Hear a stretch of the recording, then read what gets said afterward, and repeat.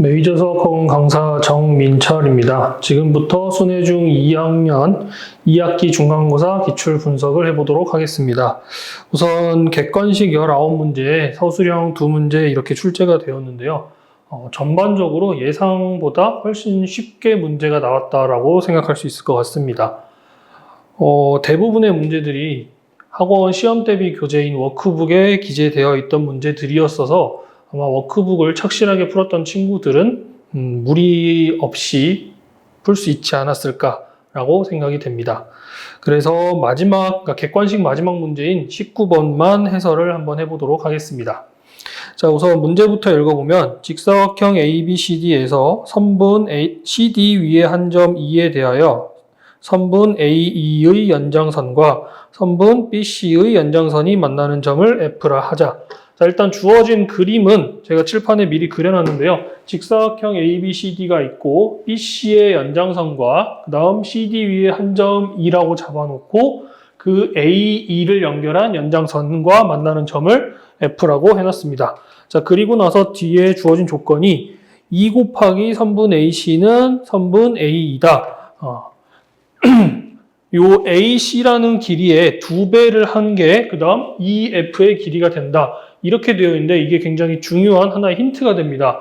단순하게 AC의 2배가 그냥 EF가 된다. 그러니까 숫자만 볼 게 아니라 모양을 봤을 때는 얘랑 전혀 연관성이 없는데 어떻게 풀어야 되나 라고 생각을 할 수가 있는데 우리가 EF라는 게 AC의 2배라는 것 때문에 반대로 그럼 EF의 가운데 중점을 한번 찍어보게 되면 이때 EM의 길이, 그 다음 MF의 길이, 그리고 AC 길이까지 이 세 개가 모두 다 같다라고 얘기를 할 수가 있겠죠. 그래서 지금 칠판에 그려놓은 것처럼 세 개가 모두 같다라고 한번 해봅시다.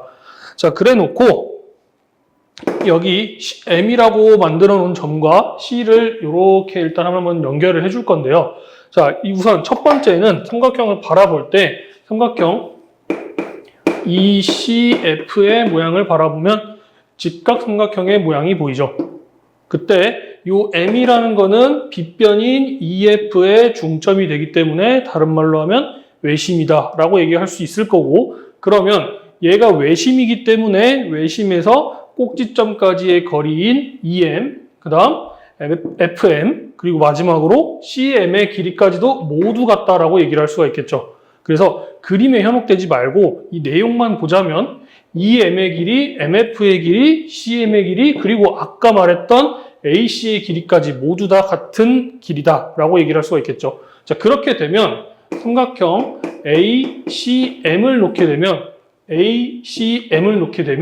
이 삼각형은 선분 AC와 선분 MC의 길이가 같은 이등변 삼각형이다 라고 얘기를 할 수가 있겠네요. 맞죠? 자, 그래서 얘네 둘이 일단 각이 같을 거다. 이걸 또 좀 이따 이용을 할 겁니다. 자, 우선 주어진 각이 여기 나와 있는 것처럼 여기 BAC 부분인 24도밖에 없어요. 근데 문제에서 구하라고 하는 거는 AFB, 즉 요각을 구하는 거기 때문에 이 부분을 X라고 한번 표시를 해봅시다. 자, 얘가 X면 여기도 X죠. 왜?